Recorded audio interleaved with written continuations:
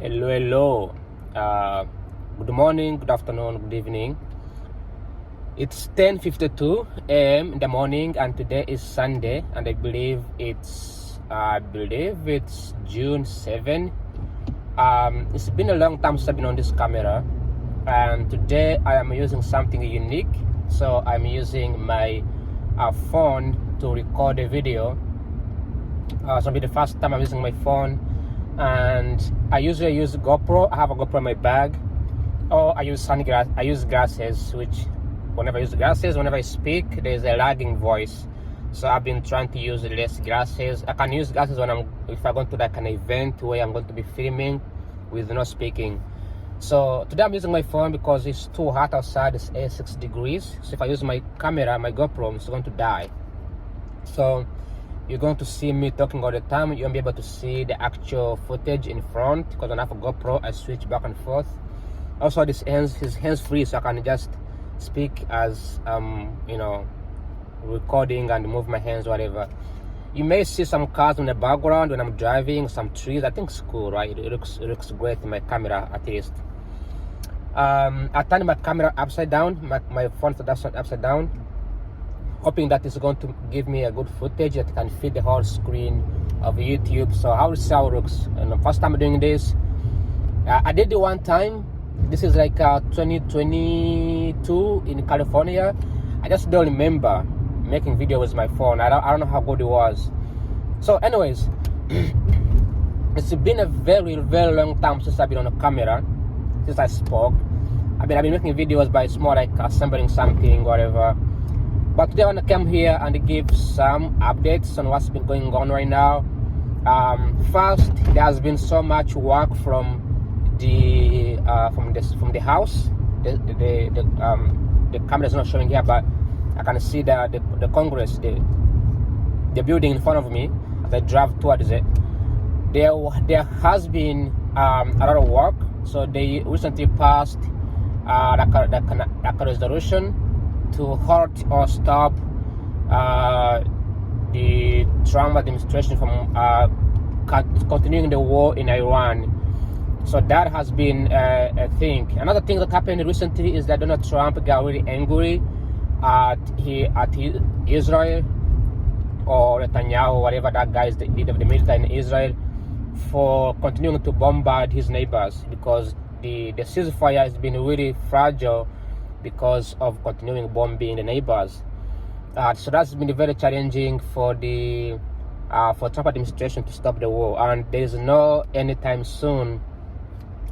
There's no way this was gonna end if Israel keeps bombing the neighbor. They keep doing, even today, like yesterday, I believe, there was an exchange of fire between the Israelis and the American forces. So that has been a big problem, and the war is costing many Republican majority the trust. They are losing the trust from their own people in their own constituencies. Then there is also a lot of primaries going on. I made a promise before that I'm going to be covering the primaries, until I realized it's too much. It's too much going on. There's like elections going on in in California. They're getting a new governor, the new mayors coming up.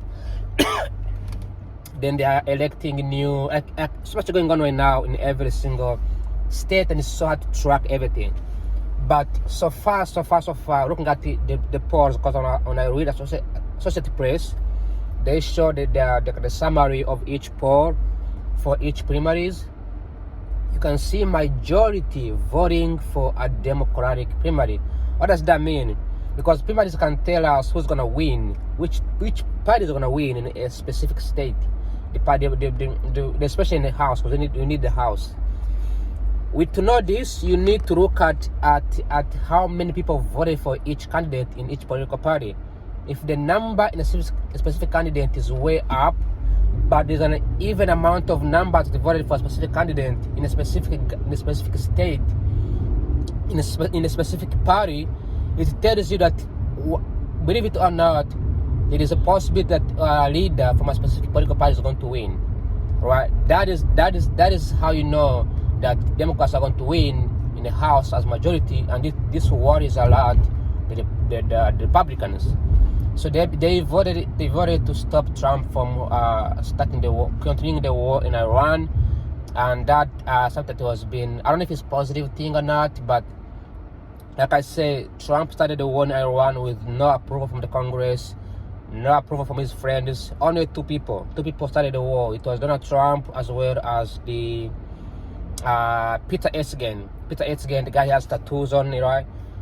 That guy, he's a leader of Pentagon, but he's a Christian, right? So he's come from those people from South who are very Christian, and he's been like very passionate about bombing Iran, which nothing wrong with it. Like, no one is saying Iran is a good country or not, right? We know Ayatollah is a bad guy, the Islamic regime is a bad regime, so everybody knows that, right? But you don't just like randomly attack a country, especially if you have allies, right? Like Europe, Japan, I don't know, other countries, South Korea, right?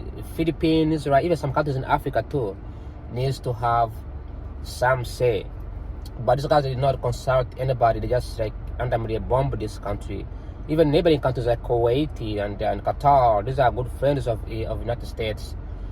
And you have Afghanistan, you have India, right? Like, it's crazy. So this was a very bad situation. It's a bad move, and I don't know why. For some reason, they thought everybody's gonna join them. Like, nobody's gonna join you for starting the war that is not even necessary in the first place. So that's the idea right now. They are, Marco Rubio is the most guy that I feel sorry for, because he's very, very angry, and there's a possibility that he could be a president. I'm just saying. I'm not a prophet, but there is a zero chance for JD Vance. Extremely zero chance he's gonna be running. And if he does, either way, none of them are gonna win. Whether it's Marco Rubio, whether it's JD Vance, whoever's gonna replace Donald Trump is not gonna win. That's for sure. That's 100%. These guys have no chance of getting any votes in the government. Maybe if they choose a new leader, but in order for a new leader to come in as a Republican and he gets to win for president, that leader needs to denounce Donald Trump. And it's very hard to denounce Donald Trump, because Donald Trump has so many supporters. Like, he has so many supporters in a rural community, because these people for a long time, they haven't seen a white leader who can stand up and be racist against everybody for a long time, since the 1960s. And these white voters in the South, very, very deep states, very conservative, very Confederacy people, they love Donald Trump because Donald Trump does not care, right? As a New Yorker, he doesn't care. He just wants to be president. That's what he wants to do. So if a new does come in to win for the Democrats, the Republicans, they will have to denounce Donald Trump. They cannot do that, right? It's very hard. So anyway, very, very deep stuff. But recently, just we know that at least we might see the gas prices going down. In fact, there has been gas prices dropping. Now in May, as soon as these rules were made, the job numbers went up. Like, more jobs were posted. Why? Because I mentioned this before, and even made a research on myself when I was doing research in tariffs about Canada and Mexico. It's just that companies do not hire people if they don't trust the government. Companies have money. Banks have money. They can lend the money. There can be money moving on. But when people don't trust the government or the policies, they do not hire people. They do not invest either. And you may be wondering, if you're out there and you are, you are a Republican or whatever, and you are like, oh my God, why is Mark Zuckerberg a billionaire and not just hire people? Why are they laying off people? Because they don't trust the government. Government is a key, all right?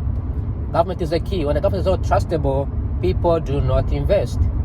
But right now, as we see, the house is stepping up, and now they are realizing that there's going to be more investments coming in, thanks to, it's dark in here. What the hell?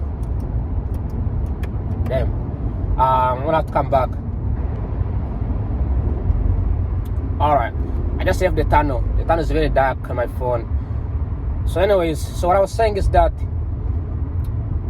we now see jobs being posted, because for the first time since 2024, jobs are being posted because of the trust in the new administration coming up. They can see there's new changes, they can see there's new things coming up, and also the resilience. Companies are learning how to navigate the changes. They are learning how to navigate the new policies, the new governments. So they're trying to work around it. But even that, like, also I want to make sure that I want to make sure this is very clear. The loss of jobs has nothing to do with Donald Trump. Okay, jobs got lost even before he became a president in 2024. From 2023, there has been layoffs after layoffs after layoffs. There are people who graduated in 2024, 2023, 2024. They haven't found jobs yet. People graduated in 2021. They haven't found jobs yet. There are people who got laid off in 2020. They haven't found the jobs yet. Right? So job losses have been happening since Donald Trump hasn't been the president. So it has nothing to do with him, but there was an additional layers to it because of the tariffs and all those decisions being made. But it's always been that way before, even under the Democrats, and it has to do with trust. It has to do with Supreme Court. Right now we have a new Supreme leader. I mean, it's not Supreme Court, but the Federal Reserve Bank. Now we have a new leader in Federal Reserve Bank who is most likely going to hike the interest rate. Most likely is going to hike the interest rate. I thought it's going to lower down the interest rate, but it's going to hike even more. So it's most likely going to be hiking it. And so all of these things showcase that US is entering into a new phase. Okay, you have to, if you're watching this video right now, I want you to know that I have only 16 subscribers. I don't care if you are 2 or 3 people watching my videos, but just know that we are going to enter into a new phase, a new system, a new ways of things that are going to be done. We're going to have in the 2028, we're going to have a new president, new democratic, new politicians, new governors, new senators, new rich people, right? People who are doing this kind of what I'm doing right now, the AI stuff, right? We're going to have a new AI engineers, AI software, AI scientists, AI billionaires, right? We're going to have a ton of new things coming up in 2028, and